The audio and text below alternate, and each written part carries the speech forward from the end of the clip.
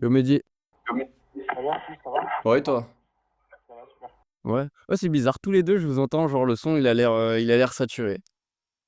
Ah ouais? Ah ouais, Mehdi aussi. Bon, bah alors c'est pas que moi. Ouais, ouais, bah c'est peut-être chez moi, je sais pas, bon. Bref. Du coup, truc simple. Vous, si j'ai bien compris votre problématique, c'est qu'il y a des vidéos virales qui existent et vous savez pas trop pourquoi elles sont virales et vous essayez de craquer la méthode, le glitch ou quoi? Hem, ouais, en gros, c'est ça. En gros, c'est ça. En fait, on vend un format qui effectivement est viral. Pour le vendre, c'est notre parti pris d'expliquer qu'en gros, bah, c'est un format viral. Avec nous, vous allez avoir des millions de vues. Maintenant, il faut l'expliquer, il faut le mettre en forme, faut donner des preuves concrètes, quoi. Pour en gros, comme je te disais la dernière fois, expliquer que c'est pas de l'argent. Ouais, bien sûr. Et ça l'est pas. Mais, la chose que déjà j'ai remarqué, c'est que, bah, forcément vos vidéos, elles sont virales de par le format, mais aussi de par la marque qui commande vos vidéos. Parce qu'ils ont déjà un background, la social proof, quand tu vois le logo Nike avec, le petit, tu sais le petit truc, le badge, bleu sur TikTok, les mecs ils cliquent direct, tu vois? Donc, il y a aussi une grosse part de social proof, et la marque elle a déjà fait bah, ses preuves quoi, tu vois? Ouais, c'est vrai. Ouais, il y a toute une partie, je sais pas si tu allé voir le compte de Vertex? Avec des d'énormes marques et pour le coup, ouais, c'est beaucoup plus facile quand ils font une vidéo pour, Mercedes, par exemple, ou pour, Audi, de percer parce que, leur compte est déjà viral, effectivement. Quand tu ajoutes ce truc-là, ah, déjà, c'est une bonne première piste. Expliquer qu'en gros, bah, c'est un contenu qui est des notes, qui est s le eux, ils sont déjà connus, mais, ils sortent un peu des sentiers battus avec un format qui est innovant. Bien sûr. Innovation de format, quoi. Est-ce que, niveau algorithmique, vous êtes chaud, sur TikTok et Insta, vous savez à peu près comment fonctionne la recommandation des vidéos? Un peu OK. comment? Et est-ce que vous connaissez les codes pour faire des vidéos virales dans les grandes lignes et dans les lignes beaucoup plus, deep, on va dire? Ça, ouais, en fait, on a quand on vend une vidéo, par exemple, on va toujours expliquer que, plutôt sur Insta, qu'il faut un hook. On aime bien aussi le schéma de genre, intrigue, hem, intrigue et c'était quoi le truc? Intrigue, dénouement et donc avoir une fin qui est frustrante ou satisfaisante. On essaie d'avoir ça et et voilà et après pour, l'algorithme en soi, hein et moi je sais que, ça va diffuser un petit échantillon. Si tu as beaucoup de likes, de partages, de commentaires, bah, un plus gros et cetera et cetera. Ça, c'était vrai l'année dernière. OK, c'est plus le cas. On passe maintenant sur un modèle qui est des graphes par intérêt et plus, par des graphes circulaires. Graphe circulaire, c'est exactement ce que tu dis. C'est, tu spreads ta vidéo à un échantillon de personnes et tu regardes l'interaction. Maintenant, et je mets une précision là-dessus, le spread par cercle d'intérêt, il fonctionnait, tu vois, sur par exemple, tu as 100 000 abonnés et bah, il propose à 20 de tes abonnés et 80 de gens qui ne te connaissent pas et en fonction de ça, après il augmente dans tes niveaux d'abonnés et il augmente dans les niveaux des non abonnés. Maintenant, c'est plus est-ce que déjà ça fait du sens? Genre, c'est un truc que vous connaissez? Ça, c'était avant. Maintenant, c'est plus comme en fait, il y a une TikTokification de tous les réseaux et donc comme TikTok, ça a bien marché parce que le modèle de la For You page, il fonctionne sur la base des intérêts des gens, ça va plus trigger, enfin aller target des gens qui vous connaissent déjà, mais les target des gens qui sont dans votre niche. Donc du coup, ça a rien à voir avec maintenant les paliers. Il y a toujours les paliers d'interaction, de watch time et tout, mais c'est plus en fonction des gens qui vous connaissent, c'est en fonction des gens qui sont intéressés par ce que vous proposez. Donc grosse différence. OK, OK, OK, OK. Donc ça veut dire que, et je comprends quand tu dis TikTokification, c'est dans le sens où quand TikTok comprend que toi tu fais du contenu, par exemple, c'est pas sur la pêche, si tu fais autre chose, C'est c'est chaud. pas de vue, quoi. Ouais, c'est ça. Ouais, donc là, faut rester dans ton Faut rester dans sa direction artistique. Tu peux bien évidemment ça je l'apprends en fait aux gens que j'accompagne, c'est en gros, au début tu commandes ultra niché. Après tu augmentes, tu augmentes, tu augmentes.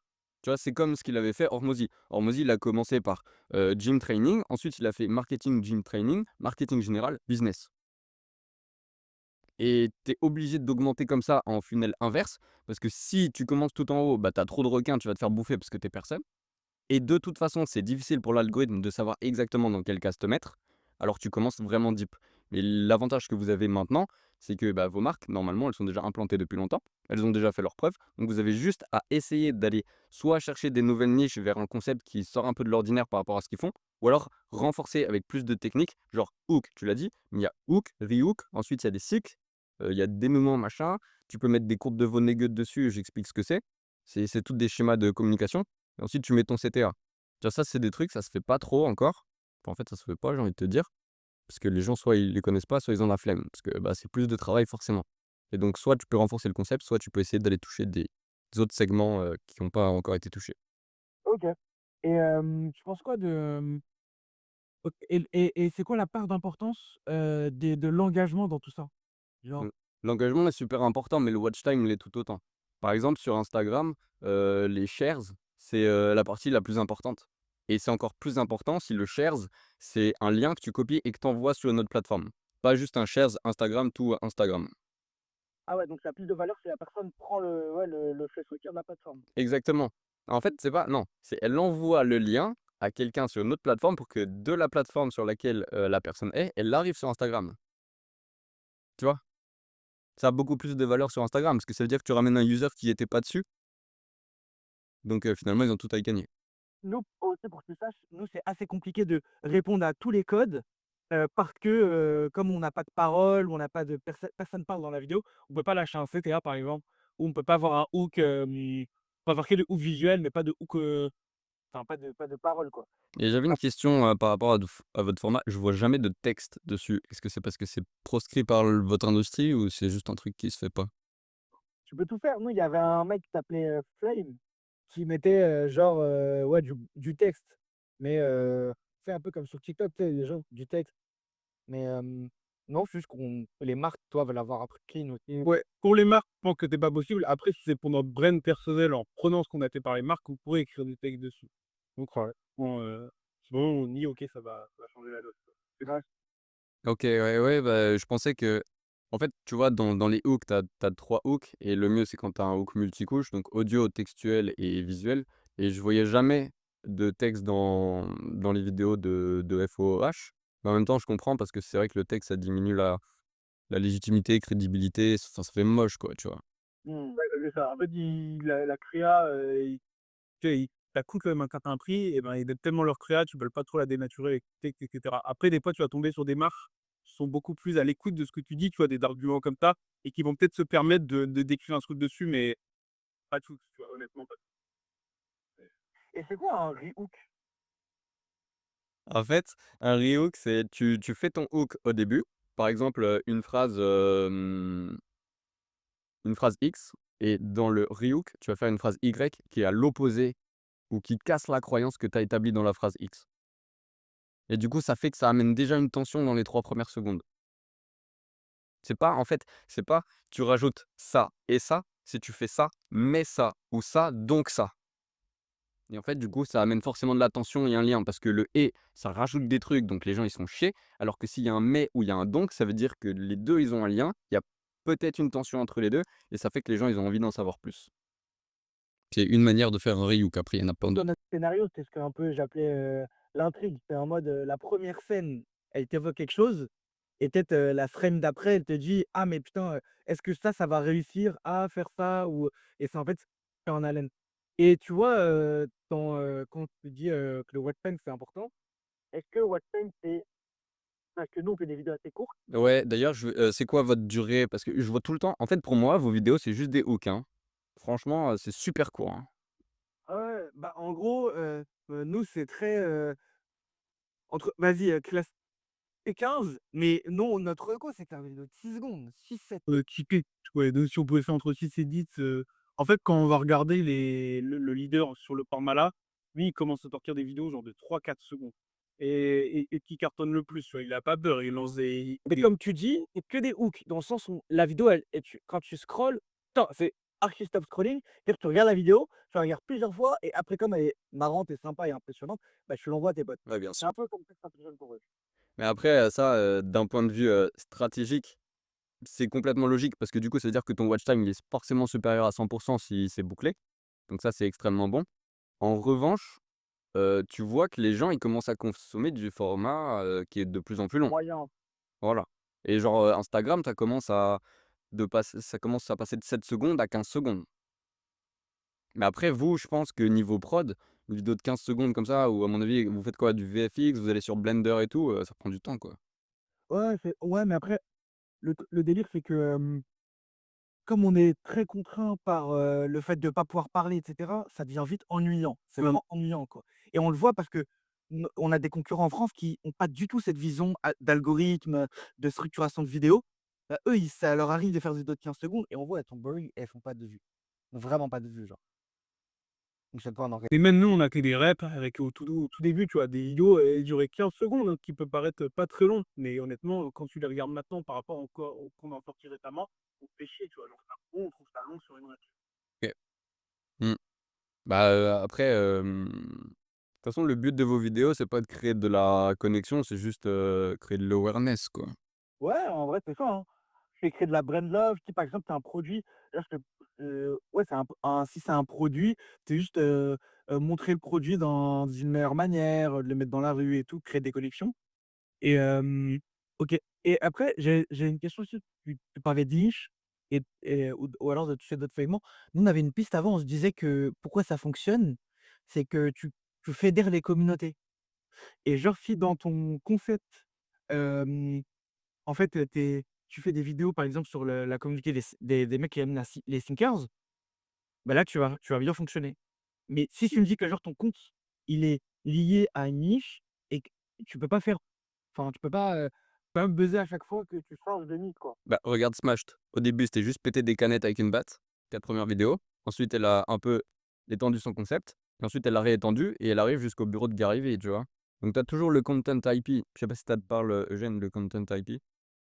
En gros, c'est, l'identité, visuelle de ta brand et l'identité, conceptuelle, spirituelle. En gros, tu vois, par exemple, sur mes vidéos YouTube, j'ai toujours ça. Comme ça, bah, déjà, je sais que ça ressort bien sur le background et comme ça, bah, les gens, ils associent ce blouson à moi, tu vois? Exemple et comme ça, je me fais pas chier.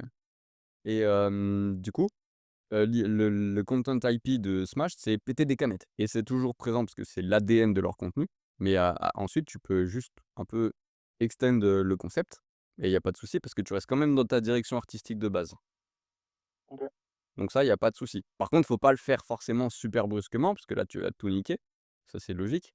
Mais il faut essayer de le faire, graduellement. Comme par exemple MrBeast, au début, les gens, ils suivaient que MrBeast pour MrBeast. Ensuite, il a commencé à mettre ses potes dedans et si MrBeast, demain, il veut plus faire ses vidéos et ben il peut remplacer, ses vidéos et mettre ses potes à la place parce que les gens, ils sont habitués. Tu vois? Et en gros, nous, notre content IP, ce serait des vidéos, en 3D, en gros, de format FOH et après au-dessus, c'est pas un problème. Que moi, je pense vraiment à, toujours à Vertex, qui eux ont 1 000 000 d'abonnés, ils sont arrivés à 1 000 000 d'abonnés. Donc eux, leur concept IP, c'est faire des vidéos grandioses. Les gens, ils les follow pour ça. En gros, c'est: «Je veux voir des vidéos 3D marrantes» et après, bah, ils font des vidéos sur, je dis même faire des vidéos plein de sujets. Après Vertex, j'ai analysé le compte Insta vite fait. J faut considérer que quand tu as 10 d'engagement sur ton contenu, donc par exemple, si tu as 100 abonnés et que tu en as 10 qui commentent, c'est énervé, tu vois? Mais Vertex, ils ont pas ça. Pourquoi? Parce que, bah, déjà, leurs vidéos qui pètent, les vidéos qui sont maxi virales sur leur compte, bah, c'est des collabs. Donc en fait, c'est du share for share. Ça vous parle tous les 2 share for share? OK. Donc c'est du share for share, donc déjà, c'est la communauté qui suit pas Vertex, c'est la communauté qui suit les gens pour qui Vertex travaille, tu vois? Parce que quand tu regardes les vidéos pure Vertex, elles ont pas tant d'engagement de ça, elles sont pas ouf. Même si le visuel, il est incroyable et tout, ça a pas autant de portée que quand ils font des collabs.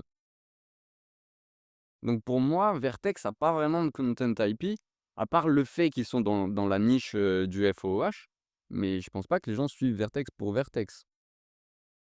C'est juste qu'il y a eu un effet de share for share et parce que Donc franchement. en gros, quand ils font une vidéo, par exemple, avec, du Web, derrière, elle a bien fonctionné, c'est en mode, client. Bah, c'est du marketing d'association, les gars.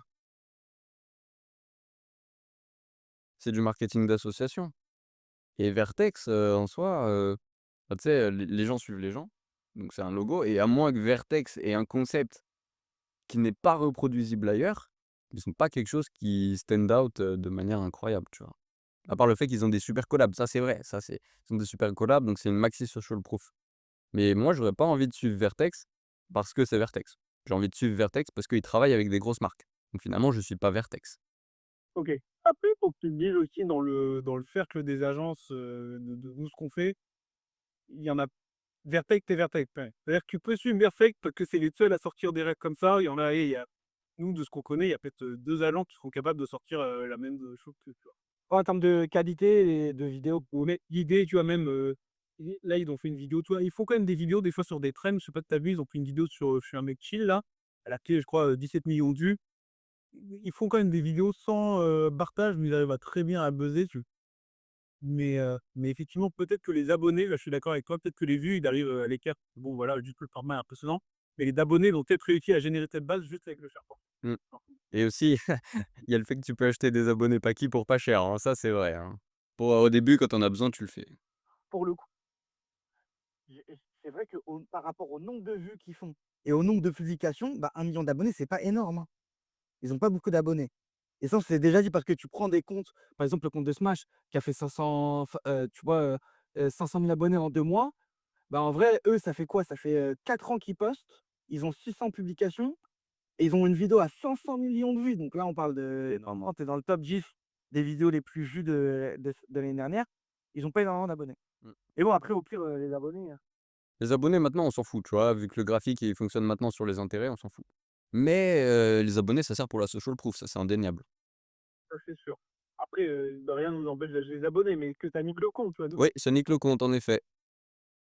Voilà. c'est déjà, on met la beauté. Que faire de l'ad en Turquie? Est-ce que tu as mis le compte? Bah, bien sûr. De toute façon, à partir du moment où tu mets des sous dans la plateforme, elle va tout faire pour t'en remettre. C'est-à-dire que, première vidéo, tu vas faire 10 K vues, ensuite tu vas mettre de l'ads, tu vas faire 100 K vues. La prochaine vidéo que tu portes que tu mets en organique, elle va faire 300 vues. Pourquoi? Parce que tu vas avoir le seum et tu vas devoir remettre des sous dedans. C'est un business, c'est logique. Nous, on a mis de l'ad il y a longtemps, au début, tu vois? Vraiment au début. Depuis, on en a pas mis depuis, peut-être 5 mois, quoi, un truc comme ça. Par contre, notre taux de vue, il est éclaté. Genre, bah, tu as dû voir, on fait, 1000 vues, quoi. Elles ont pas de tech, hein, je t'avoue. Nos contenus sont quand même viraux, quoi. Ils sont quand même cool, on est quand même sur des trucs qui dénotent, mais que tu à cause de l'ad, tu vois? Alors moi, je remettrai pas tout le temps la faute sur l'Ads, tu vois? Même si, tu peux niquer ton compte super facilement, surtout quand le compte il est pas, vieux. Voilà. Genre quand le compte il est pas vieux, tu mets pas de botting, forcément, tu mets pas de faux comptes, tu mets pas d'ads, tu mets pas d'automatisation, tu mets rien, tu fais full legit. Et tu postes pas trop pour déjà préchauffer un peu le compte, parce qu'il faut chauffer les comptes et il y a différentes manières de chauffer le compte. Il y a chauffer le compte pour prouver que tu es pas un bot et il y a chauffer le compte pour entraîner l'algorithme, pour, lui dire: «Bah, moi je suis dans cette niche-là, donc recommande mon compte, à cette niche-là». Il y a 2 phases, tu vois? Et ensuite tu scales. non. Et en janvier 2020, Avec une adresse, quelle adresse? C'est quoi le nom de domaine de l'adresse? vers l'adresse email. Ouais. Est-ce que c'est un Gmail ou c'est pas un Gmail? C'est un Gmail. Ouais, OK. ben, ah non, non, non, c'est un compte. Attends, c'est moi qui le compte, mais c'est toi. En fait, je sais pas parce que c'était avec leur délire d'espace compte. Je crois il y a même pas d'adresse. Il y a même pas d'indice. De fait C'est quoi, mon à mon compte? OK. Ça va être un Gmail qui est à mon OK. Parce que, par exemple, pour TikTok, ça marche aussi pour Insta. Les comptes Gmail, ils sont plus legit aux yeux de TikTok et Insta parce que, bah, tout le monde utilise des Gmail. Alors que si tu utilises une, adresse comme proton.me ou des bails comme ça, déjà tu peux être enfin ton trust score, il est beaucoup plus bas que si tu avais une Gmail. Donc déjà, il y a ça vis-à-vis du préchauffage. Tu as même pas encore chauffé, tu préchauffes, le truc, quoi. OK. Et du coup, en voyant notre compte, qu'est-ce que tu en penses, toi? Est-ce que tu te dis: «Il est niqué»? C'est ce que genre, Bah, envoie-le-moi déjà parce que j'ai pas regardé et ensuite, je te dis ça. Tiens, je te mets dans le tas. Ouais, vas-y, merci. Voilà. Bah, parce qu'on avait fait bah, une collab, mais aussi on était du du chasse-sorcière avec, comment elle s'appelle? Avec une importeuse, en gros, la vie, elle a fait 4 000 € que, et sinon, une influence de la vidéo, quoi. Pour ça, en fait, moi, non, c'est déjà dit. Vas-y, est-ce qu'on refait le compte, tu vois? Mais on a maintenant qu'on a cette considère que la 3D, la CGI, c'est un format «de riche» entre guillemets. C'est vrai, ça coûte cher, la CGI. Alors que tu fais de l'UGC, par exemple, bah, l'UGC, c'est de bas y bas, quoi. ouais, bien sûr. Pour un gars qui est pas connu, qui fait une vidéo avec son iPhone. Donc c'est vraiment un peu voilà. Mais après, effectivement, dans les presets, ils essaient d'être drôles et tout, que j'aurais plus laissé à d'autres marques. Mais dans le temps, ça attire de la sympathie et puis, le fait je pense que c'est dans leur strat, le fait d'avoir des «oh mais ouais», pauvres qui regardent leurs vidéos, bah, dans tous les cas, c'est faire des vues, mais c'est comme si, tu as les pauvres qui regardent, ce qu'ils veulent, et ça valorise, en fait, ça valorise le Mmh. produit. Mmh. Ouais, ça crée de la rareté, quoi, parce qu'il y a beaucoup de monde, mais peu peuvent l'avoir. Mais peu de personnes, l'ont, exactement.